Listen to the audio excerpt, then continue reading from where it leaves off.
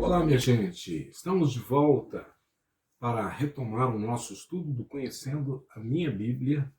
E nesta semana nós estamos lendo e meditando no livro de Gênesis, dos capítulos 29 ao capítulo 45. E eu, como tenho feito, quero começar sugerindo para você, no seu livro Conhecendo Minha Bíblia, ir diretamente à página 49, onde nós temos ali as sugestões para anotar na sua Bíblia. Então, o que você deve fazer? Né? Copiar o esboço na sua Bíblia. Então, o esboço que nós temos aí já no início, bem no começozinho da unidade 5, né? O livro de Gênesis, capítulo 29, aí você tem, então, todo o esboço. Encontre um espaço onde você possa copiar esse esboço na sua própria Bíblia, né? Ao lado de Gênesis 37 e 35, anotar lá o primeiro uso do termo Sheol. Nós vamos falar sobre esse termo amanhã, né? Depois, no terceiro tópico, no terceiro ponto, acrescente as anotações a respeito de eleição, né? Ou Sheol, que você não quer esquecer nas margens de sua Bíblia. Nós estaremos falando sobre essa questão da eleição, o que é isso para nós, né, que somos de confissão arminiana, acreditamos na questão do livre-arbítrio, mas também entendemos que o termo eleição é um termo bíblico e como é que isso se dá na visão que nós temos acerca da doutrina da salvação. Então, nós vamos falar um pouco sobre isso quando estivermos tratando do termo eleição. E, por fim, complete o estudo a respeito de Jacó na próxima página, usando a ajuda do estudo pessoal que você recebeu no curso. Ou seja, nós já temos aí uma visão de como você fazer um estudo acerca de um personagem bíblico. Nós fizemos isso com Abraão, fizemos isso com Adão, e agora você vai fazer a mesma coisa em relação a Jacó, porque Jacó, né, que vai se tornar Israel no encontro com o Senhor, no vale, né, no Val de Jaboque, né, o Vale de Jaboque. Então, nesse lugar onde ele terá o seu caráter transformado, a sua vida mudada, é um personagem que é muito importante que nós conheçamos a sua história, uma vez que ele é o pai, né, das tribos, né, de Israel, né? Ou seja, as 12 tribos são filhos de Israel, filhos de Jacó. E nós então precisamos estudar esse personagem, entender como esse processo de eleição, como Deus escolheu Jacó e rejeitou a Esaú. Então, isso nós vamos tratar na questão da eleição. Então é isso. Usando essa dica, então vá para a sua Bíblia e faça essas anotações na sua Bíblia. Agora, então, iniciamos, minha gente, com uma visão do esboço desses, na verdade, 16 capítulos, né? Do capítulo 29 até o capítulo 45 de Gênesis. São 16 capítulos. Então, inicialmente, nós temos aí os anos de Jacó em Harã. Está contido no capítulo 29 até o capítulo 31, versículo 10, né? Então, Harã é a terra da peregrinação de Jacó na casa de Labão, né? Onde ele vai casar com Lia, depois com Raquel, onde vão nascer os seus filhos, onde ele vai prosperar assim de forma extraordinária, né? E então os anos de Jacó em Harã. Depois nós temos aí parênteses, né? Que é o chamado para voltar a Betel, no capítulo 31, os versículos 11 a 13.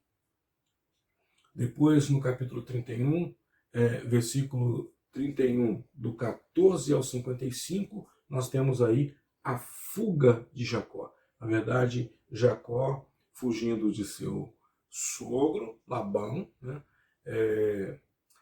Por causa da situação que ele estava vivenciando, né, da opressão de Labão, né? E depois nós temos aí o encontro de Jacó com o Senhor no Val de Jaboque, né, que é o momento em que Deus vai tratar o caráter de Jacó. Né, e nós vamos falar um pouquinho sobre isso. Isso está no capítulo 32. Né? Depois nós vamos ao momento em que Jacó encontra-se com Esaú, seu irmão. Né? Então é importante que a gente perceba que na unidade anterior nós vimos Jacó fugindo, né, de seu irmão Esaú por causa do que ele havia feito. Ele havia, né, enganado seu irmão comprando o direito de primogenitura, né, e depois ele enganou seu pai, né, inclusive com a ajuda de sua mãe, Rebeca. Né. E aqui agora nós temos um momento em que ele tem que se reencontrar com Esaú depois de tudo isso. E esse reencontro dele com Esaú é narrado no capítulo 33, dos versículos 1 até o versículo 17. Depois nós temos a adoração de Jacó por iniciativa própria, um momento em que Jacó, agora já transformado em Israel, né, inicia ele mesmo um processo de adoração, assim como seus pais, assim como seu avô Abraão e seu pai Isaque, agora ele se torna de fato um adorador. No capítulo 34 nós vemos que Jacó colhendo aquilo que semeou nos seus anos maus, né? Ou seja, tudo que você fizer aqui nessa terra você vai colher. Né? E com Jacó não seria diferente. O seu mau caratismo, né, redundou em situações na vida dele. Né? O retorno de Jacó para Betel, no capítulo 35, 1 a 15. Né? Depois nós temos aí a morte de Raquel e o nascimento de Benjamim, né? No capítulo 35, versículos 16 a 26. Depois nós temos a morte de Isaque, no capítulo 35, 27 a 29. Os descendentes de Esaú, no capítulo 36, um capítulo narrando a descendência de Esaú. É importante que nós já ressaltemos que da descendência de Esaú virão os Edomitas, né? Edom significa vermelho, e isso é uma alusão, né, a esse processo. Né? Depois nós temos a questão de José, o amado de seu pai, no capítulo 37, 1 a 7. Nós vemos esse cuidado de Jacó com José e com Benjamim, né, por serem os filhos de Raquel, né, e havia de fato uma certa predileção, né, de Jacó por José e por Benjamim. Isso fica muito claro no estudo dos demais capítulos de Gênesis. Isso atraiu, né, não só isso, mas também o fato de o fato de José ser o sonhador e contar e compartilhar o seu sonho com seu pai, com seus irmãos. Isso provocou uma ciumeira entre os irmãos, e aí eles vão vendê-lo como escravo, né, para os ismaelitas. Né? Isso está no capítulo 37, 8 a 36. Primeiro eles tentam matá-lo, depois desistem dessa ideia e decidem vendê-lo como escravo aos ismaelitas. Depois temos um segundo parênteses, que é a vergonha de Judá, um dos filhos de Jacó, que no capítulo 38, nós vamos ler isso no capítulo 38. Depois, o caráter de José é testado, né? Nos capítulos 39 e 40. Nós vamos ver todo o processo de José, né? Desde na casa de Potifar, depois na prisão, né? E até que nós vamos ter aí o próximo tópico, o sonho de Faraó, no capítulo 41, versículos 1 a 13, e isso vai provocar a exaltação de José como governador do Egito, no capítulo 41, dos versos 14 a 57, e depois nós temos aí José enfrentando seus irmãos. A fome que se estabelece vai trazer seus irmãos ao Egito, ele reconhece seus irmãos, né, e ele vai enfrentar seus irmãos, nos capítulos 42 a 44. E no capítulo 45, que é o último capítulo dessa unidade, nós veremos José se revelando aos seus irmãos. Ok? Quais são os lugares mais importantes em sequência nesses 16 capítulos? Harã, da Mesopotâmia, que é a terra de Labão, onde Jacó se refugiou, né? Depois Canaã e depois o Egito. E as pessoas mais importantes em sequência, Jacó, José e Judá. Voltando ao tópico anterior, Canaã é a terra onde está Jacó, né? Ou seja, a terra que já Abraão havia andado por ela, Isaac, e idem, agora é a terra em que Jacó está, né? A terra que mais tarde vai ser a terra prometida, né? E o Egito, para onde José foi, para onde também Jacó vai descer com os seus filhos, e ali vão residir e vão crescer e prosperar 70 pessoas a cerca de 3 milhões de pessoas na saída desse povo do Egito com Moisés, né? Então, de 70 almas a mais ou menos 3 milhões, ok?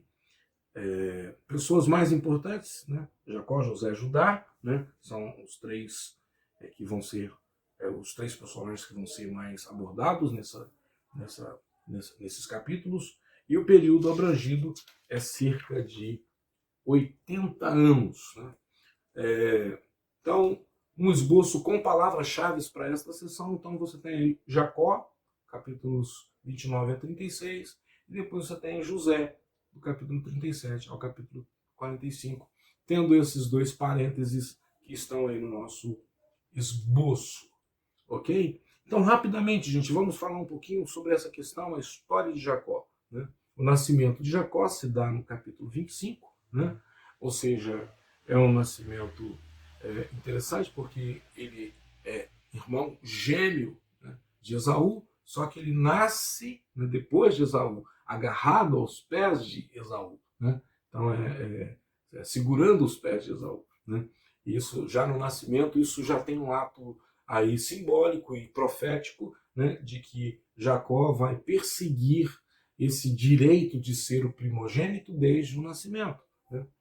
Depois, ainda no capítulo 25, nós temos ele comprando o direito de filho mais velho do seu irmão. Então, na verdade, ele não engana Esaú, ele compra o direito de primogenitura, né, com um caldo de feijão. Né? Ou seja, seu irmão é um caçador, chega faminto, e aí ele faz a proposta ao seu irmão, né, de uma troca. Ele diz que Esaú rejeita, e aqui está um fato interessante, né? Ou seja, Esaú rejeita esse direito de primogenitura. Ele diz: de que me adianta essa coisa, né? Agora que eu estou morrendo de fome. Então ele rejeita em função, né, de uma necessidade física. Então ele vende o seu direito de primogenitura ao seu irmão. Isso tem várias implicações, nós podemos fazer um longo estudo sobre isso. Né? Mas nesse momento estamos falando de Jacó, né? E o que faz com que Jacó deseje tanto isso. Ou seja, mesmo na sua ignorância, no seu mau caratismo, Jacó tinha sede da bênção, porque o que implica no direito de primogenitura é o direito à bênção. E era isso que Jacó estava perseguindo, a bênção, a bênção. Né? Depois, no capítulo 27, nós vemos Jacó enganando seu pai. E por que que ele faz isso? Né? Para realizar essa coisa do direito de primogenitura. Né?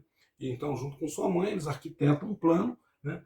E ele faz isso, né? Ou seja, ele reveste o seu braço, porque o braço de Jacó era diferente do braço de Esaú. O braço de Esaú era peludo, o braço de Jacó era liso, né? Então reveste o braço, né? Vai ao seu pai, veste as roupas de Esaú para ficar cheirando como Esaú, né? Talvez muda um pouco a entonação da voz, porque seu pai estava cego, né? E assim ele engana e recebe a bênção, né, de Jacó, aliás, a bênção de Isaac. Isaac abençoa Jacó como primogênito, como se ele estivesse abençoando Esaú. Né?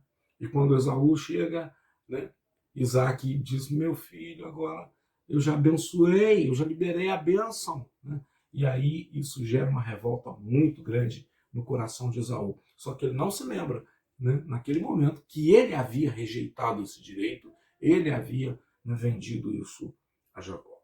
Então, no capítulo 28, nós temos a fuga, né, de Jacó para Arã, ele está fugindo de seu irmão, né? Capítulos 29 e 30, nós temos o casamento e a prosperidade dele, né? Ele vai trabalhar 7 anos por Raquel, aí seu sogro engana, entrega para ele Lia, né? Depois ele trabalha mais 7 anos, né? E aí sim ele tem Raquel, né? E ali ele vai crescer, prosperar e gerar seus filhos. E depois, nos capítulos 31 a 35, nós temos o retorno de Jacó para Canaã. E para encerrarmos hoje, né, nós vamos ainda ver um pouquinho de José como um modelo, um tipo, né, de Cristo. Essa é uma coisa bem interessante para você. O Antigo Testamento, ele tipifica, né, coisas no Novo Testamento, né? Então, nós temos essas expressões tipo e antítipo. O tipo é aquilo que está representando algo que vai acontecer no Novo Testamento. Então, aqui é como se nós tivéssemos a profecia e o cumprimento, né? Um modelo, né? Um arquétipo, uma planta, né? Uma maquete. E aqui nós temos a execução desse projeto no Novo Testamento. O Antigo Testamento, então, é a sombra, né, daquilo que vai se tornar real no Novo Testamento. E José, então, é uma dessas sombras. Nós temos muitos tipos de Cristo no Antigo Testamento. E José é um desses tipos, né? Então, aqui você tem José, no capítulo 30, versículo 24, com o seu nascimento, ele vai tirar a vergonha de Raquel. É importante a gente perceber que Raquel era estéril, enquanto a Lia era muito fértil. Então, o que vai acontecer, isso vai gerar a vergonha de Raquel, né? Mas José vai tirar a vergonha de Raquel, né? Em Romanos 8:1, Cristo, ele tira a vergonha do nosso pecado, né? Já não há mais condenação para os que estão em Cristo Jesus, né? Depois nós temos aí uma descrição do amor de Jacó por José, um amor muito especial, né? E nós vamos ver o amor de Deus por Jesus em Mateus 3,17. Este é o meu filho amado em quem me comprazo. Depois nós temos o sofrimento causado pelo ódio dos seus irmãos, né? E nós temos o sofrimento de Cristo causado pelos próprios irmãos de Jesus, os judeus, né? João 15:25, João 1:11-12, né? Veio para que era seu, mas os seus não o receberam, né? Mas a todos quantos o receberam, deu-lhes o direito de serem feitos filhos de Deus. Depois nós temos a libertação, ele exaltado e conduzido ao trono, né? Atos 2:22-24, a ascensão de Cristo. Depois ele revela-se aos seus irmãos. E temos aí uma profecia em Zacarias 12:10, e também em Hebreus, né? Nós temos Cristo como nosso irmão mais velho, agora glorificado, né? Ascendeu ao trono e se torna uma bênção para nós, assim como Cristo. É isso, minha gente. Hoje encerro por aqui. Que Deus te abençoe. Siga lendo Gênesis 29 a 45. Nos vemos amanhã.